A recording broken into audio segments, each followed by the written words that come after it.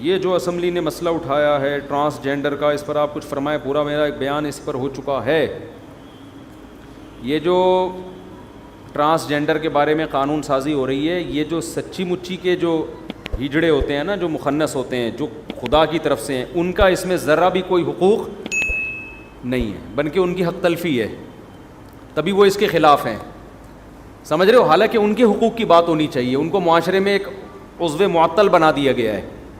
تو بات ان کے حقوق کی ہونی چاہیے کہ ان میں جو مردہ، اسلام نے بیان کر دیے ان کے حقوق 2 اور 2 4 کی طرح، کہ جس میں مردانہ علامتیں زیادہ ہوں گی وہ مرد سمجھا جائے گا، جس میں عورت والی علامتیں زیادہ ہوں گی وہ کیا سمجھا جائے گا؟ عورت سمجھا جائے گا. کتنا آسان کر دیا اسلام نے.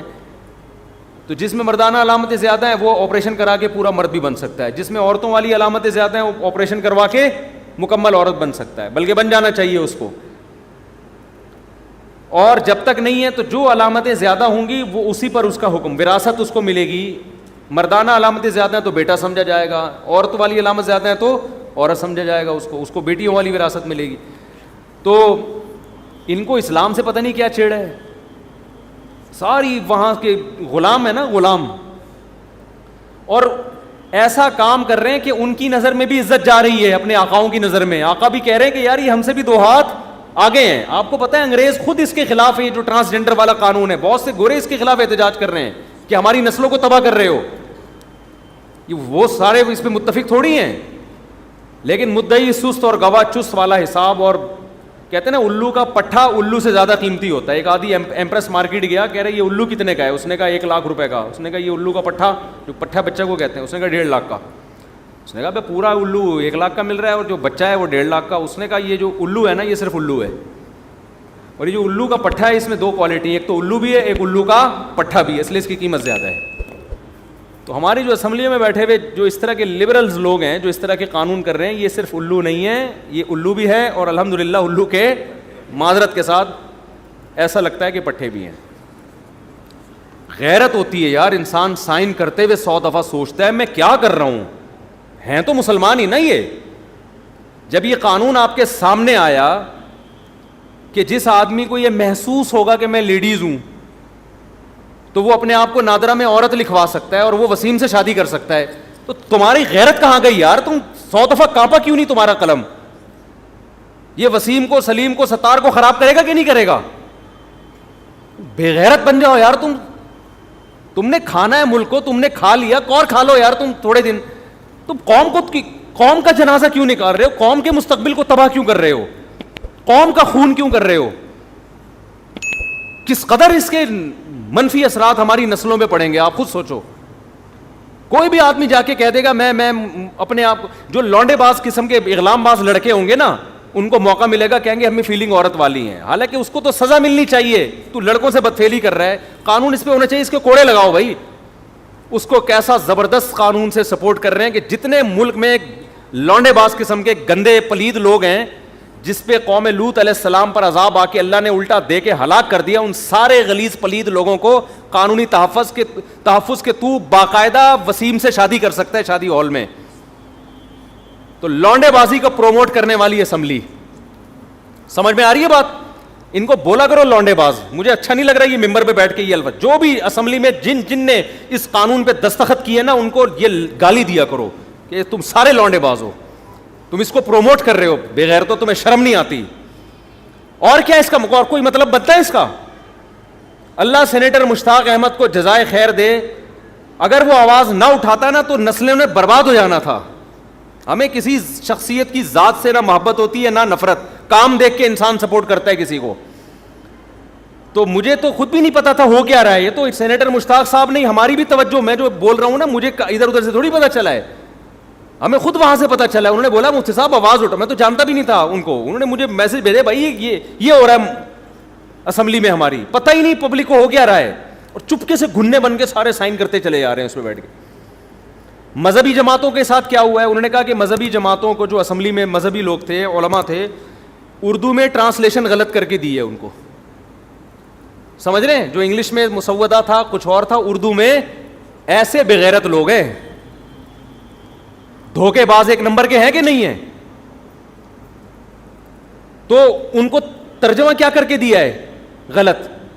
اس ترجمے وہ یہ بدماشی نہیں ہے. انہوں نے سائن کر دیے کہ ماشاء اللہ ایسا. پھر یہ سینیٹر مشتاق صاحب نے پکڑا جا کے, یار اس کو انگلش میں کچھ اور ہے, اردو میں. ایسے دوغلے ہماری اسمبلی میں 2 نمبر, کیا بولو یار, اب آدمی ان کو کیا بولے, تمہیں شرم نہیں آتی یار, تم تو بے غیرتی کی, تمہیں اگر لونڈے بازی تم نے کروانی ہے تم کرواؤ یار, تمہیں کون پکڑتا ہے. ہم نے کبھی تحقیق کی اسمبلی میں فلاں فلاں فلاں یہ کرتا ہے اور کرواتا ہے, ہم نے کبھی کرتا بھی ہوگا تو ہم پردہ ڈال دیں گے یار, اس کا ذاتی عمل ہے. لوگ آ کے بتا رہے ہوتے ہیں فلاں ایسا, میں نے کہا بھائی بھاڑ میں جائے, جیسا ہے اس کا اپنا پرسنل معاملہ ہے, ہم کیوں کسی کے راز فاش کریں.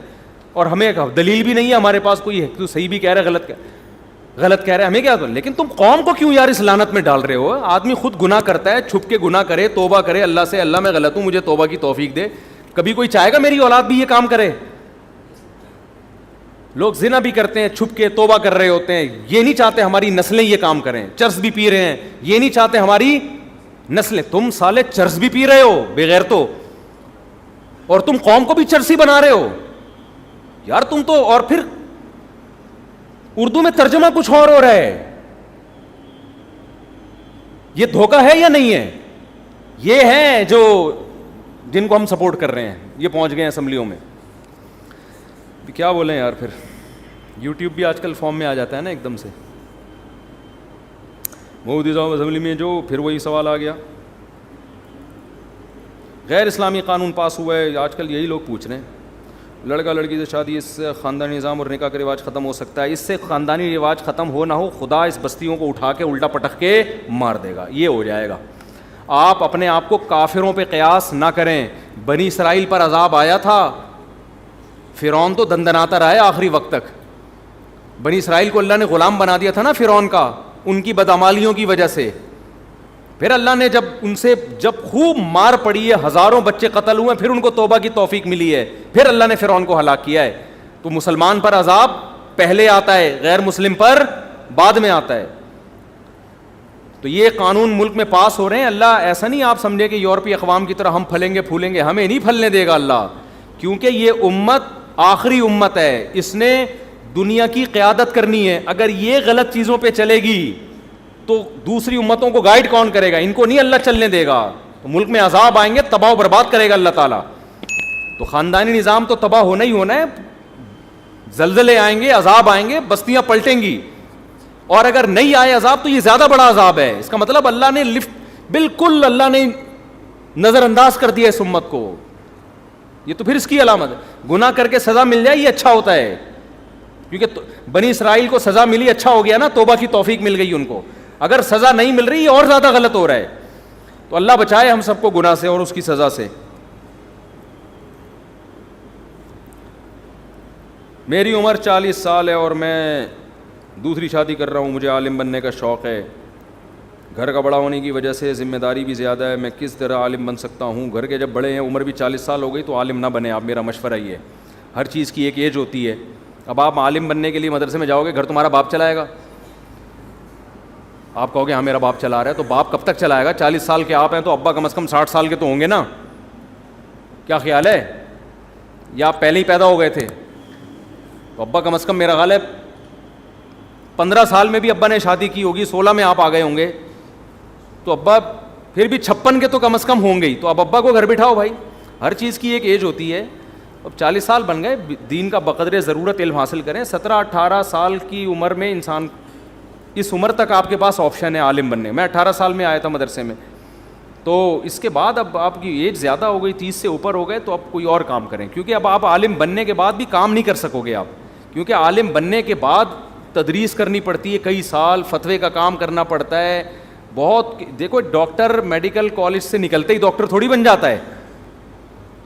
2 سال ہاؤس جاب کرتا ہے, اس کے بعد بھی کئی سال اس کو ٹریننگ میں, کئی لوگوں کو قبرستان پہنچانے کے بعد جا کے پھر اس کو پتہ چلتا ہے ابے اس کو یہ والی دوا کھلا کے مارا, اس کو یہ والا دوا کھلا کے مارا, اب آئندہ یہ والی میڈیسن کسی کو نہیں کھلانی. اس کے بعد 15-20 ہزار لوگوں کو مارنے کے بعد وہ لوگوں کو اس پہ اعتماد آتا ہے کہ بھائی اب یہ اس قابل ہے کہ اس سے علاج کرایا جائے. تبھی میں نے تو ملتا ہوں نا ہر قسم میں, جوان ڈاکٹروں سے بھی ملتا ہوں, بوڑھوں سے بھی.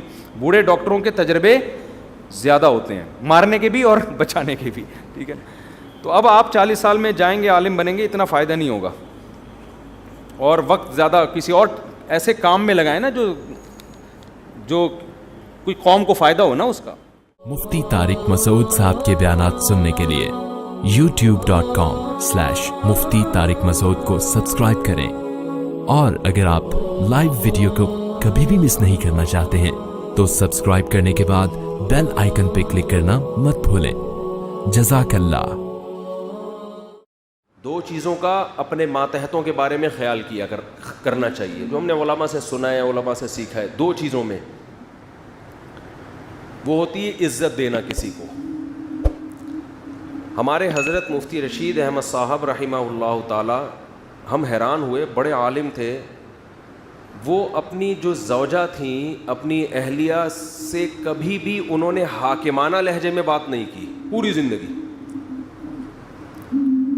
جیسے بعض لوگ کیا یہ اٹھاؤ یہاں سے، کیا بڑا اس طرح کی بات کرتے ہیں نا، جیسے گھر میں کوئی ماسی سے بھی نہیں کر رہا ہوتا ہے ایسے۔ حضرت فرماتے تھے کہ، اور وہ یہ اپنے گھر کی باتیں ہمیں اس لیے بتاتے تھے تاکہ یہ پتہ چلے کہ شریعت میں ہے کیا، زوجہ کے ساتھ کیسے رہنے کا حکم ہے اسلام میں۔ تو حضرت فرماتے ہیں کہ میں نے اپنی بیوی کو، اپنی گھر والی کو، اپنی اہلیہ کو کبھی یہ نہیں کہا کہ یہاں سے گلاس اٹھا لو، یا کھانا لگا دو، یا کھانا اٹھا لو یہاں سے۔ یہ ایسے لگتا ہے جیسے آپ کسی کو آرڈر دے رہے ہیں، کیونکہ وہ ماسی نہیں ہے۔ اب کھانا تو گھر والوں نے ہی لگانا ہے، پکانا بھی انہوں نے ہی ہے۔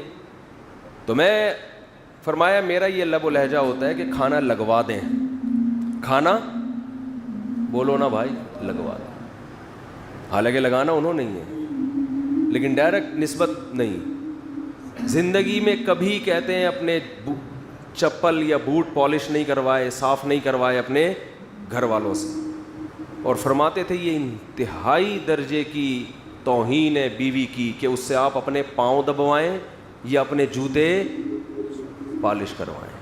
بہت مشکل ہے بات سمجھانا، بہت مشکل ہے۔ آ رہی ہے سمجھ میں؟ عزت، جب بات کرتے تھے عزت کے ساتھ، آئیے بیٹھیے کھائیے، یہ اسٹائل تھا حضرت کا گھر میں اپنی اہلیہ سے بات چیت کا اسٹائل۔ آئیے بیٹھیے کھائیے، یہ اسٹائل تھا گھر میں کس سے بات کرنے کا؟ اہلیہ سے۔